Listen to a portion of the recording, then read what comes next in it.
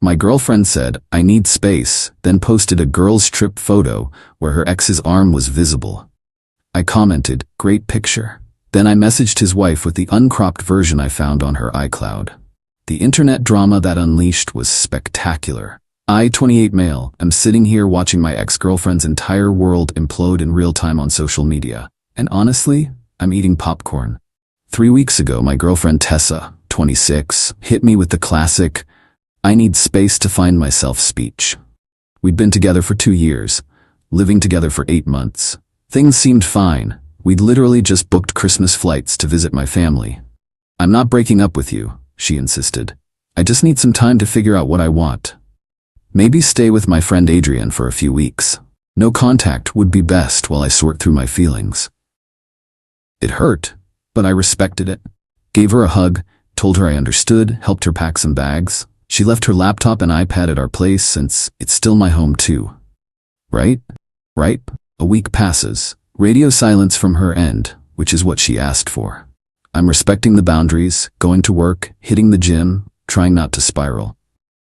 Then my buddy Devin texts me, "Yo, did you see Tessa's Insta story?" I check. There she is with 3 other girls at some beach resort. Caption, "Sometimes you just need your girls." Girls trip, self-care, finding myself. Cool. Finding yourself requires a beach vacation apparently. Whatever. But then I zoom in on one photo. They're at a beach bar, all holding drinks. And there, barely visible at the edge of the frame, a man's arm. Distinctive tattoo sleeve. I know that arm.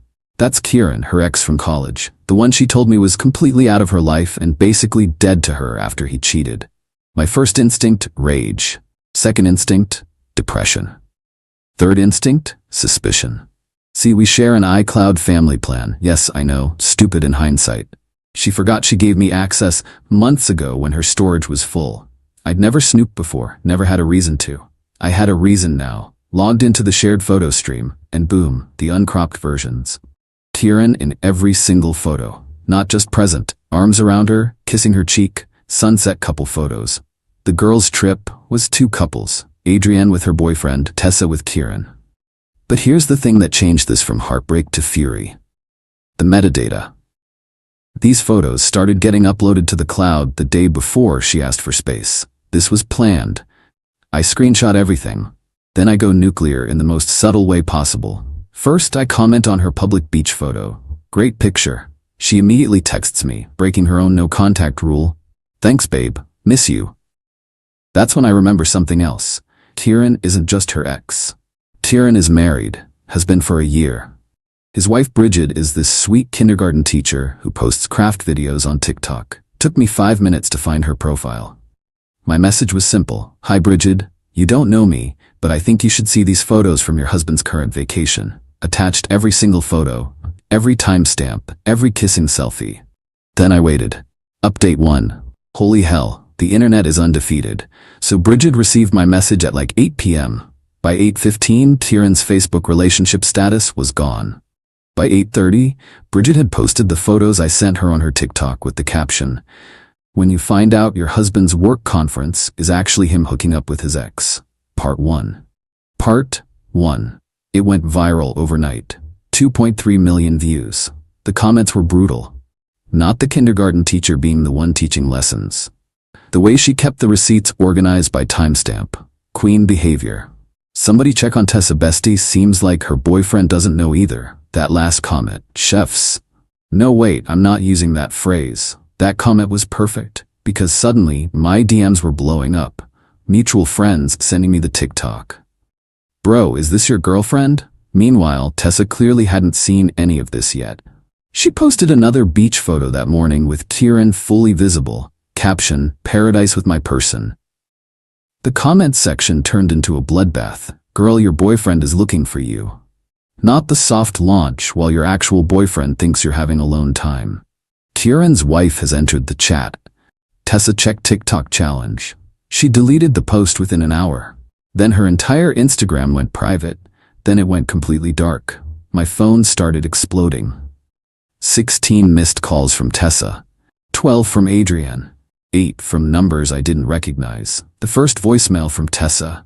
"Ryan, what did you do? Call me back now." The 5th. "This is so messed up. You had no right to involve his wife. You're ruining lives. The 10th. Please, we need to talk. It's not what it looks like. Girl, it's exactly what it looks like. But the best part? Bridget posted part 2.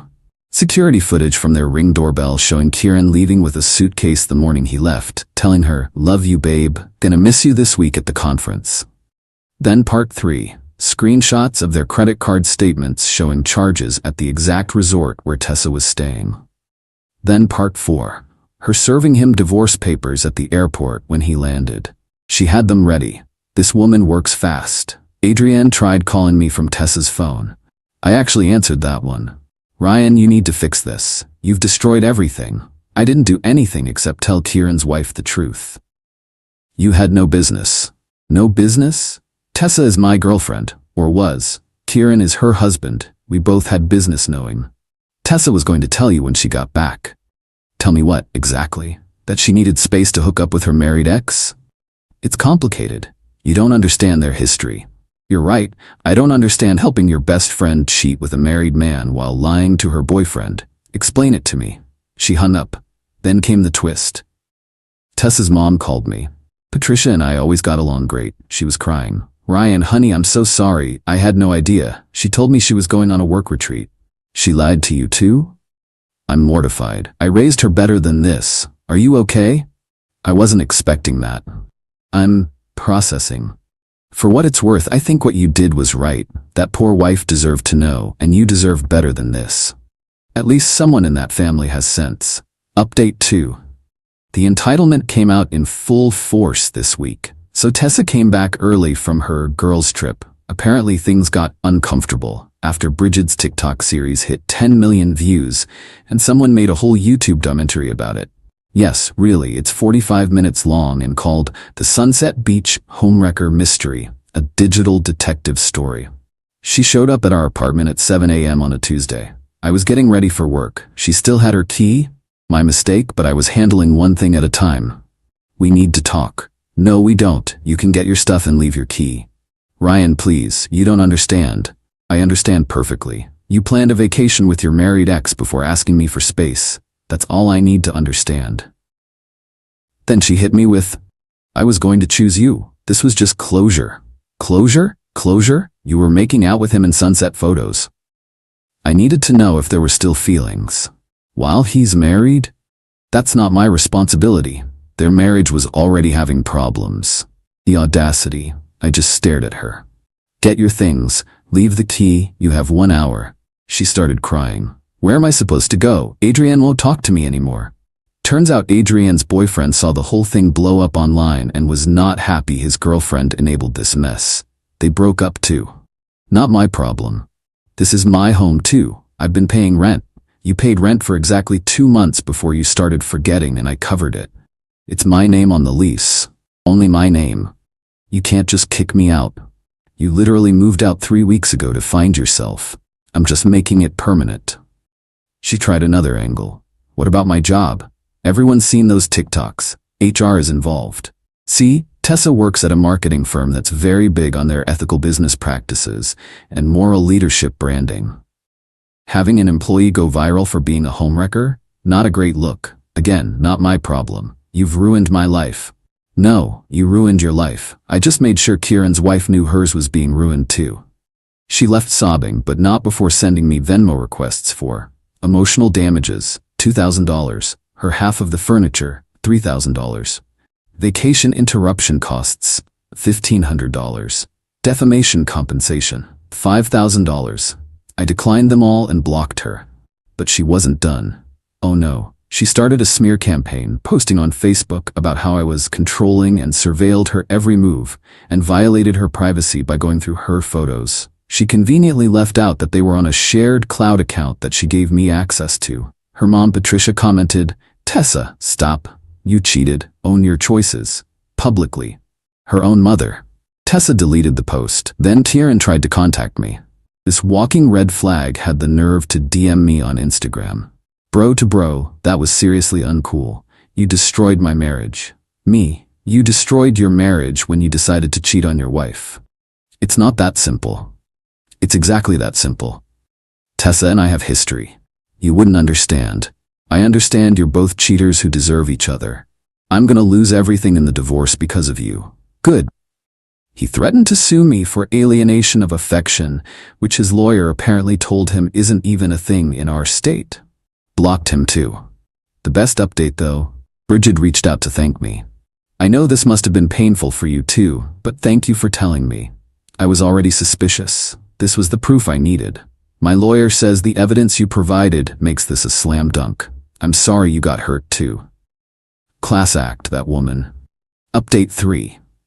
The escalation has been something. So Tessa's job situation imploded completely. Turns out when you work in social media marketing and become infamous for being the other woman in a viral cheating scandal, clients get nervous. 3 major accounts specifically requested she be removed from their campaigns. HR gave her the choice: resign with 2 weeks severance or be fired with nothing. She chose resignation. Guess who she blamed? Yep, yours truly. She actually sent me an invoice from a lawyer. An invoice for $50,000 for intentional infliction of emotional distress and tortious interference with employment. My response was to forward it to my cousin who's a lawyer. His response: Lamau, tell her to pound sand. So I did. Literally. I sent her a photo of sand with the message, your lawyer's retainer would be better spent here. But here's where it gets wild. Remember how I mentioned Tessa left her laptop here? Well, she finally remembered and demanded it back. Fair enough. It's hers. But when she came to get it, I left it with the building's front desk security. She forgot one crucial detail. She was still logged into her email on my PlayStation, the one she used to use for Netflix. I wasn't snooping. I was trying to log her out when I noticed an email thread in the preview. The subject line, Our little secret, from Kieran, dated 6 months ago. This wasn't a recent reconnection. They'd been talking for half a year. Planning this, while she lived with me, while we planned our future, while I helped cover her rent because she was struggling financially. The emails detailed their meetups when I was at work. When she said she was at girls' nights. When she visited her sick grandmother, who Tapo commented on Facebook last week that she hasn't seen Tessa in over a year. I took screenshots of everything before logging her out. Not to post anywhere, I'm not that petty, but for my own closure, to know I wasn't crazy. All those times I felt something was off, but she gaslit me into thinking I was paranoid, I was right. Then karma hit in the most beautiful way. Bridget's divorce lawyer subpoenaed Tessa as a witness. Apparently, in their state, infidelity affects asset division, and they needed Tessa's testimony about the timeline of the affair. Tessa called me screaming, I have to testify under oath because of you.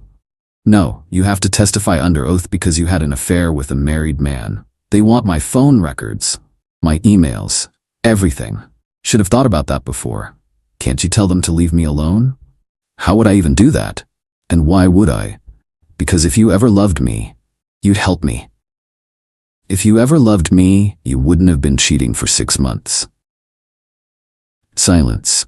Then, how did you log out of your accounts when you leave someone's apartment? Basic Digital Security 101. She hung up, but the absolute peak entitlement came from Adrienne. She found my LinkedIn and messaged me there because I'd blocked her everywhere else. You owe Tessa an apology. She's staying on my couch and cries every night. She lost her job, her reputation, and her future because you couldn't handle a break with dignity. A real man would have fought for her instead of destroying her. You're pathetic. My response, a real friend wouldn't have enabled her infidelity. Also, I thought you weren't talking to her anymore? Guess your boyfriend leaving you changed that calculation.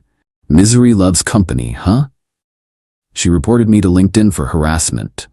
They reviewed it and found no violation. Meanwhile, Patricia, Tessa's mom, sent me a Venmo for $500 with the note. For the rent Tessa should have paid. I'm sorry.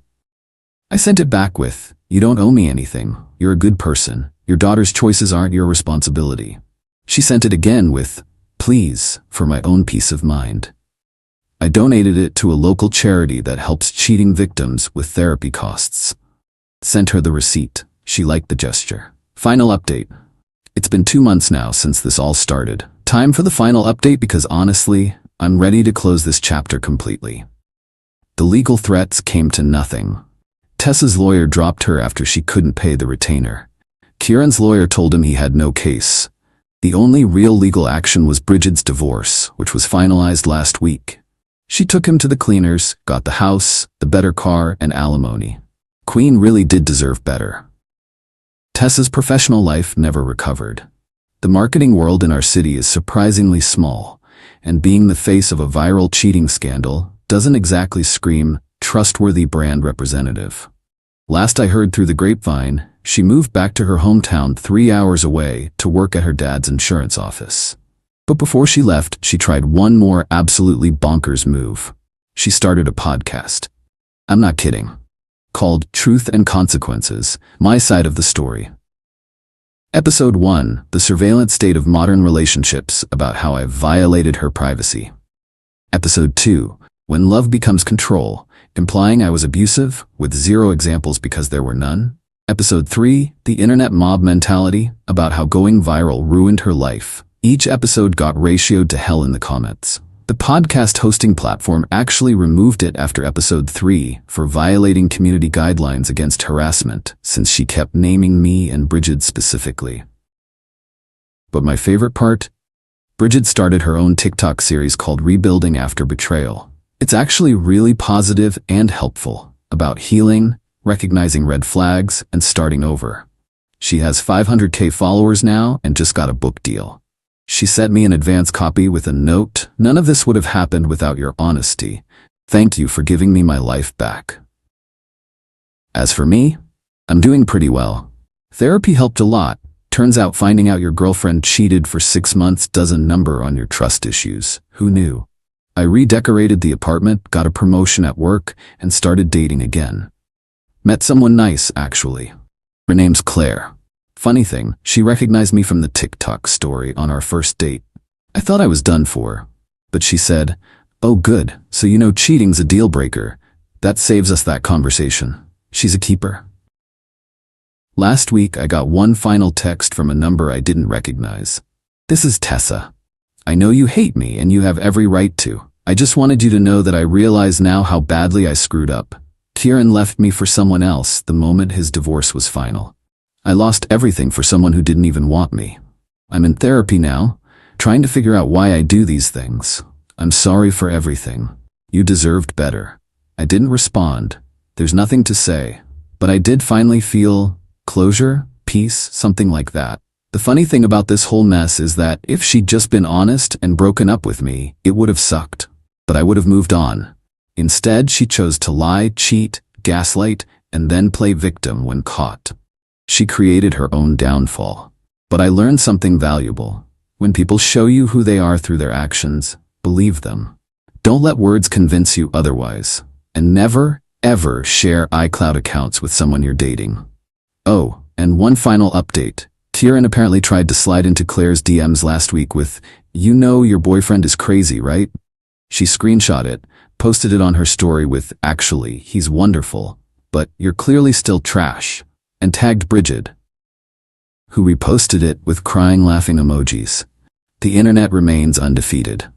I'm done with this saga. Time to live my life without looking backward. Thanks to everyone who followed this absolute dumpster fire of a story. May your relationships be drama-free and your iCloud accounts forever separate. Peace out.